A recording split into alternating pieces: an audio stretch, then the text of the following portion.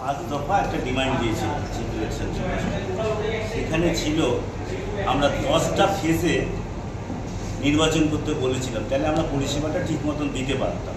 এই যে last phase 7ম দফার ফেজে যে 9টা লোকসভা কেন্দ্রে ভোট হচ্ছে, তাতে কলকাতা উত্তর, দক্ষিণ এবং দমদম, ব্যাঙ্গনগর, যাদবপুর যে বিভিন্ন, তাতে গাড়ি যেটা গভর্নমেন্টের আছে কলকাতার মধ্যে আছে 655খানা মিনি বাস, যা মিনি বাসের সংখ্যা হচ্ছে কলকাতা শহরে 60। দমদম লোকসভা কেন্দ্রে আছে 225। উপর থেকে গাড়ি আসে, হায়ার করতে হচ্ছে, এবং হায়ার করতে গিয়ে আমরা যে সমস্যার সম্মুখীন হচ্ছি, গত পঞ্চায়েত যে নির্বাচন গেল তাতে পুলিশ যে প্রত্যেক থানাতে সারা ওয়েস্ট বেঙ্গলে যে ফোর্স আনার জন্য গাড়ি নিয়েছিল, তাতে এখনো পর্যন্ত 1 টাকাও দেয়নি, 1 টাকাও দেয়নি। এই টাকাটা পেমেন্ট না করা পর্যন্ত আমরা কিন্তু আমাদের শ্রমিকরা গাড়ি যাবে কি না এটা কিন্তু একটা জিজ্ঞাসার চিহ্ন আছে। এবং পঞ্চায়েত যে নির্বাচন হয়েছে তাতে নর্থ 24 পরগনা 30% টাকা এখনো বাকি আছে, হুগলিতে 10% টাকা বাকি আছে, সাউথ 24 পরগনা 20% টাকা বাকি আছে। এই টাকাগুলো পেমেন্ট করতে হবে। এবং আমরা দিয়েছিলাম যে আমরা পার্শ্ববর্তী রাজ্যের মতন আমাদের ফেয়ার চার্জ হোক, তাতে গত 11 তারিখ একটা নোটিফিকেশন বের করেছে 10%। whereas পার্লামেন্ট নির্বাচনে 74 লক্ষ টাকা খরচা করার ছিল, সেটা 95 লক্ষ টাকা বাড়িয়েছে তার ক্যান্ডিডেট। তাহলে 29% যদি ক্যান্ডিডেটের বাড়ে, তাহলে হায়ার চার্জ আমাদের কেন 10% বাড়বে? এই জায়গাটা কোশ্চেন চিহ্ন। এগুলোকে সব কিছু রেক্টিফাই না করলে পরে আমাদের শ্রমিকরা এই প্রাণ হাতে নিয়ে সংশয় করে বিভিন্ন জায়গায় 72 ঘন্টা মিনিমাম থাকতে হয়, তাহলে তারা ডিউটি করবে কিনা এটা একটা চিন্তার বিষয় আছে। এটা বিধানসভাটা হয়েছে, পঞ্চায়েতের এখনো পর্যন্ত আমি বলছি সারা ওয়েস্ট বেঙ্গল যত পুলিশ থানা থেকে গাড়ি নেওয়া হয়েছিল তাতে 1 টাকাও পেমেন্ট হয়নি। কেন হবে না? আর একটা নির্বাচন এসে গেল, এই টাকাগুলো পেমেন্ট করতে হবে। এখনো পর্যন্ত আমরা কোনো আশার আলো দেখছি না কিভাবে টাকাটা আসবে। তা আমরা আজকে আমরা সিওকে দিয়ে গেলাম, এবং আমরা ট্রান্সপোর্ট সেক্রেটারিকেও আজকে চিঠি জমা করব। কপি টু আপনারা দেখেছেন যে আজকে চিঠিটা দিয়েছি, তাতে ট্রান্সপোর্ট সেক্রেটারিকেও আছে, এবং ট্রান্সপোর্ট সেক্রেটারিকেও দিয়ে আমরা এইটা বার্তাটা নেওয়ার চেষ্টা করব। এবং পরিবহন দপ্তরের সাথে কথা বলে আমার মনে হয় নির্বাচন ঠিক করলেই ভালো হতো। যেটা আমরা বলেছিলাম, হয়তো অনেকেই বলতে পারে কোনো রাজনৈতিক ব্যক্তিত্ব সাথে যোগাযোগে থাকাতে 10 দফা চেয়ে বসেছিল, আমরা তো অ্যাডভান্স চেয়েছিলাম। আমরা জানি তো আমাদের নির্বাচনটা ফিল্ডে থেকে করতে হয়, আমাদের শ্রমিকরা করে। তাতে আজকে যে ভুক্তভোগী হচ্ছে 7ম দফার নির্বাচনে 9টা ফেজে যে 9টা লোকসভায় যে নির্বাচন হতে চলেছে, তাতে কি সম্মুখীন হচ্ছে সেটা ট্রান্সপোর্ট ডিপার্টমেন্ট বুঝতে পারছে। দফায় দফায় আমাদের সঙ্গে মিটিং করে যাচ্ছে, কিন্তু গাড়ি নেই, কি করে করবে বুঝে উঠতে পারছে। সবচেয়ে বলি যে পরিবহন দপ্তরের কাছে তার কোনো রিপোর্ট নেই যে এই মুহূর্তে কলকাতায় কত মিনিবাস চলছে। মিনিবাস চলছে 300, আর মিনিবাস প্রয়োজন হচ্ছে 600। অদ্ভুত একটা আছে তাদের আসলে রিয়াজও, মানে পরিবহন দপ্তরই জানে না চেয়ারে যারা বসে আছে সারা কলকাতায় যে কত বাস কত মিনিবাস চলছে, তার আর কত লাগবে সেই হিসাবটা ঠিকমতো দিতে পারছে না। এটা দুর্ভোগ পেটে কি এই ধরনের একটা তাদের বসে থাকা না থাকা মানে অল দ্য সেম। আমার গাড়ি চলছে 300 আর তুমি গাড়ি চাইছো 600, অদ্ভুত একটা হাস্যকর বিষয় হয়ে যাচ্ছে এখানটায়। ফেব্রুয়ারি মাস থেকে 2024 ফেব্রুয়ারি থেকে আমরা একাধিকবার সিওকে এবং মাননীয় পরিবহন মন্ত্রী এবং পরিবহন সচিবকে পার্লামেন্ট ইলেকশনে যে গাড়ি নেওয়া হয়, প্রতিবার যেমন যে কোনো ইলেকশনে গাড়ি নেয় সে ব্যাপারে আমরা চিঠি দিই।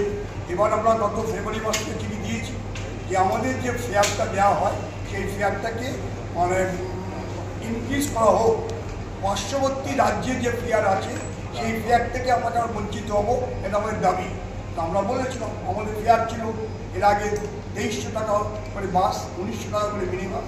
আমরা সেখানে 4000 টাকা বাস দিয়েছি, আর 3500 টাকা আমরা মিনিবাস শ্রমিকদের ফুডিং চার্জ আমরা 500 টাকা করে চেয়েছি এবং নাইট অ্যালাউন্স চেয়েছি এবং তার সঙ্গে আমরা বলেছি যখন গাড়ি আমরা দেবো সেই সময় আমাদেরকে 85% আমাকে অ্যাডভান্স 90% অ্যাডভান্স করতে হবে, রেস্ট যে 15% থাকবে সেই টাকাটা বিল সাবমিট করা 15% দিতে হবে। এটা আমার ডিমান্ড ছিল।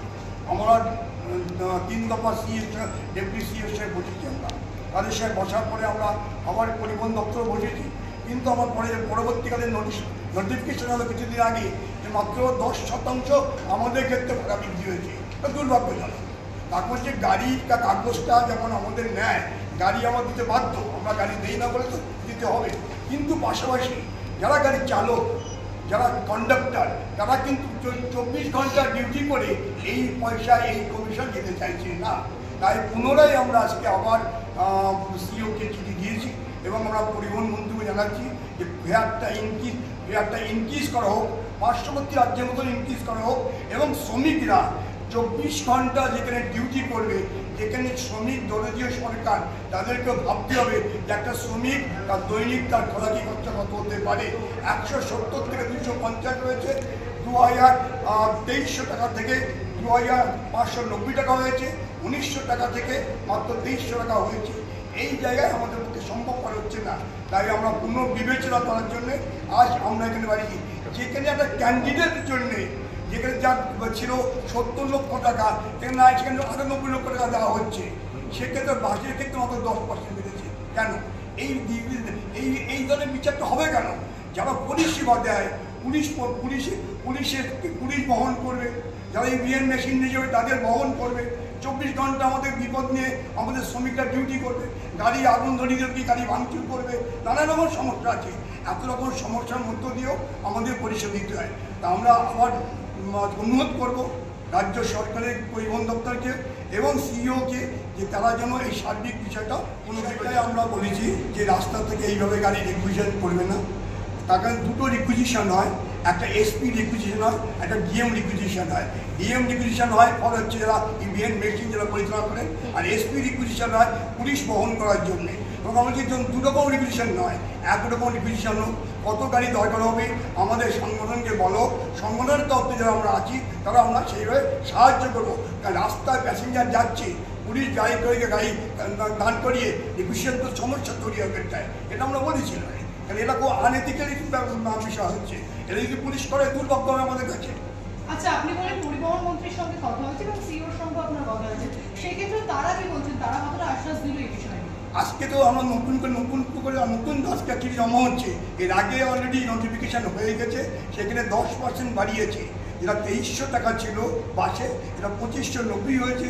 মিনি বাসে যেখানে 1900 টাকা ছিল, এটা 2300 টাকা হয়েছে, 2090 টাকা হয়েছে। 10% মতো বেড়েছে এখানটায়। এবং এই ভাড়াটাকে আমরা নীতিগতভাবে মানতে পারছি না। শুধু পাশাপাশি আমাদের যে শ্রমিকরা ডিউটি করে তারা যে মাইনে পাচ্ছে, তাদের যে খোরাকি আছে, এটা অনেক বেশি আমার পাওয়ার দরকার আছে। টাকা হচ্ছে যে 250 টাকায় একটা শ্রমিকের 24 আওয়ার্স খাওয়া চলে না। তার ব্রেকফাস্ট থেকে আরম্ভ করে লাঞ্চ থেকে আরম্ভ করে ডিনার থেকে আরম্ভ করে টিফিন হতে পারে না। তো এটাকে লজিক্যালি ভাবতে হবে একটা মানুষকে, যে মানুষকে তার খেতে গেলে তার কত টাকা লাগতে পারে। কলকাতা থেকে খাওয়া একরকম, আর এখানে জঙ্গলমহলে ডিউটি করতে হবে, সেখানে গিয়ে থাকা খাওয়ার খরচ এক বন্ধ করতে পারে। এবং এই জায়গায় আমাদেরকে ভাবতে হবে এখানটায়। এবং নাইট অ্যালাউন্স, যদি কোনো ছোটো গাড়ি নিয়ে কেউ যদি কোনো ভ্রমণ করতে যায়, তো দীঘায় যাক বা কোনো জায়গায় যায়, সেই ছোটো গাড়িকে কিন্তু রাত্রি যে থাকে তাকে কিন্তু নাইট অ্যালাউন্স দিতে হয় এখানটায়। তো সেক্ষেত্রে আমাদের গাড়ি থেকে নাইট অ্যালাউন্স দেওয়া হবে না, তো আইনেই আছে। তো এই জায়গাতে আমরা কেন বঞ্চিত হবে এখানটায়? এই বঞ্চিত যাতে না হয় তার জন্যে আমরা চাইছি একটা সুষ্ঠু বিচার বিবেচনা আমাদের জন্য তৈরি করা হোক এবং ইলেকশন তাতে আরও সুষ্ঠুভাবে আমরা পরিশোধিত হবো, এটা আমরা মনে করছি। বলছে আরেকটা সভা পঞ্চায়েত, সেখানেও এই একই দাবি ছিল, কিন্তু কোনো দাবি মানা হয়নি। এইবারে 10% মাত্র বাড়ানো হয়েছে। ধরুন যদি আর বাড়ানো না হয়, তাহলে সেই ক্ষেত্রে কি আপনারা বাস দেবেন না বলে পিছু হটবেন? আমরা বাস দেবো কি দেবো না সেটা সিদ্ধান্ত পরে হবে। যে শ্রমিকরা গাড়ি, আমি এর আগে বলেছি, যে শ্রমিকরা গাড়ি চালাবে তারা যদি 24 ঘন্টা ডিউটি করে এই টাকা কমিশন না নিয়ে যদি ডিউটি করতে পারে করবে, তারা ইতিমধ্যেই তারা আওয়াজ তুলেছে যে আমাদের পক্ষে 24 ঘন্টা ডিউটি করে এই টাকা কমিশনে চলবে না, এর থেকে অনেক বেশি আমরা যখন রুটে বাস চালাই অনেক বেশি পাই এবং নিরাপত্তা অনেক বেশি থাকে আমাকে। আমি সকাল 6টায় আসি, রাত 10টায় বাড়ি যাই, আর এখানে সকাল 6টা থেকে তার পরের দিন 6টা পর্যন্ত আমাকে জঙ্গলের মাঝে ময়দানে আমাকে ডিউটি করতে হবে, সুতরাং এর দায়ভার কে নেবে? এই ভাবনাটা ভাবতে হবে সরকারকে। আচ্ছা, আরেকটা বিষয় জিজ্ঞেস করবো, সেটা হচ্ছে যে আপনাদের যখন কোভিডের আগে 2020 আগে সারা রাজ্যে প্রায় 38 থেকে 39,000 বাস ছিল, এটা কমে প্রায় 40% গাড়ি কমে গেছে। এই কলকাতায় ছিল 7,500 থেকে 8,000 গাড়ি, এই মুহূর্তে কলকাতায় মিনি বাস চলে মাত্র 300, এটা স্বপন বলতে পারবে ভালো করে। আর হচ্ছে বাস চলছে 2,500 থেকে 3,000-এর মধ্যে টোটাল বাস চলছে, এবং এত পার্সেন্ট গাড়ি কমে গেছে, এত পার্সেন্ট গাড়ি কমে ছিল তো আছেই। অলরেডি আমরা এখন কমাতেই বা চলে গেছি, তো কমা থেকে সেখান থেকে আমরা কমা থেকে বেরোতে পারছি না, তারপরে এই চাপ।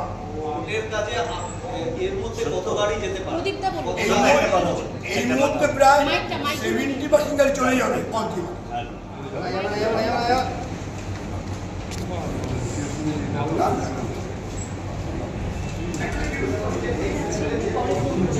পরে